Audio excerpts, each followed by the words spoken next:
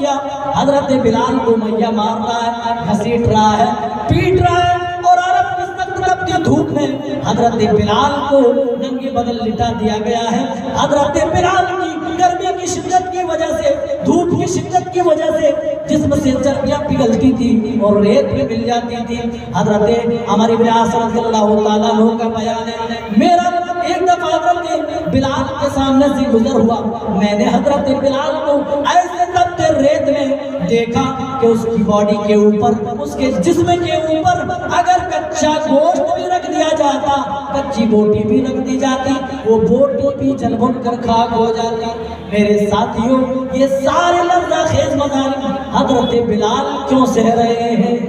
میرے ساتھیوں، کسی کا مال نہیں کھایا، کسی کی زمین نہیں ہڑپی، کسی کا مال ناجائز طریقے سے اس پر قبضہ نہیں کیا، کسی کو گالی نہیں دی، کوئی جھگڑا نہیں، اور جھگڑا ہے تو ایمان کا جھگڑا ہے۔ ایمان کو بچانے کے لیے حضرت بلال مارے کھا رہے ہیں، تکلیفیں جھیل رہے ہیں، اور اوپر سے بھاری چٹان حضرت بلال کے سینے پر ڈال دیا جاتا تھا، پھر بھی حضرت بلال کی زبان سے ایک آواز بلند ہوتی تھی، احد احد احد، اللہ ایک ہے، اس کی ذات ایک ہے، وہی عبادت کے لائق ہے۔ میرے ساتھیوں، ساری تکلیفیں دے دی، بڑے بڑے مسائل سے دو چار کیے گئے، لیکن ایمان سے حضرت بلال نہیں پھرے۔ حضرت بلال چاہتے تو یہ کہہ کر کے کہ میں ایمان سے پھر جاتا ہوں، میں نے ایمان کا راستہ چھوڑ دیا ہے، اللہ کی قسم جو بھی پیٹے جا رہے تھے، جو بلال تکلیفوں میں تھے، جو بلال مصیبتوں میں تھے، عیش میں آ جاتے، آرام کی زندگی میں آ جاتے، لیکن حضرت بلال کو پتا تھا، ہاں آج میں آرام پانے کے لیے اگر میں نے آج کی آرام کو میں نے اگر ترجیح دے دی تو یاد رکھو، تو پھر ہمیں یہ بات ذہن نشین کر لینی چاہیے کہ ہماری ہمیشہ والی زندگی خراب ہونے والی ہے۔ اسی لیے چند دن راحت پانے کے لیے، چند دن آرام پانے کے لیے ہمیشہ والی زندگی کو حضرت بلال نے نہیں ٹھکرایا۔ ہمیں ایمان کا مہتو معلوم نہیں، ایمان کا مطلب پتہ نہیں، اسی لیے ہمارا آپ کا ایمان چند ٹکوں میں بک جاتا ہے۔ میرے ساتھیوں، جانتے ہو حضرت خباب بن ارت آتے ہیں اس حال میں کہ پیارے نبی صلی اللہ علیہ وسلم کعبے سے لگ کر اور اپنی چادر کا تکیہ لگا کر کے آپ آرام فرما رہے، استراحت فرما رہے،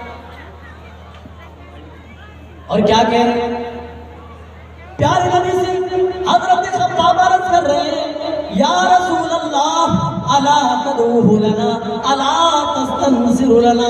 یہ وہ وقت تھا میرے بھائیوں جب ایمان کے بدولت مارا جاتا تھا، ایمان کے بدولت پیٹا جاتا تھا، ایمان کی وجہ سے پریشانیوں کا انہیں سامنا کرنا پڑتا تھا۔ جب انہوں نے پریشانیاں دیکھی، ایمان والوں کو مصیبت کی راہ میں دیکھی، تو کہنے لگے اللہ کے رسول الا تدعو لنا الا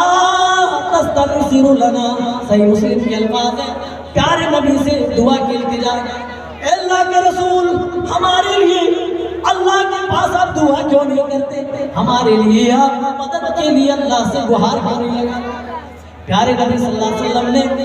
یہ نہیں کہا کہ چلو میں دعا کر دیتا ہوں، کافروں کا یہ معاملہ ختم ہو جائے گا، ان کو چشمے زدن اللہ مٹا دے گا، بلکہ پیارے نبی نے انہیں ایمان کا مطلب سمجھایا۔ اے میرے ساتھی، جب تم ایمان لے آئے ہو تو یاد رکھو اس ایمان کے لیے تم آزمائے جاؤ گے، اس ایمان کے لیے تمہیں مارا جائے گا،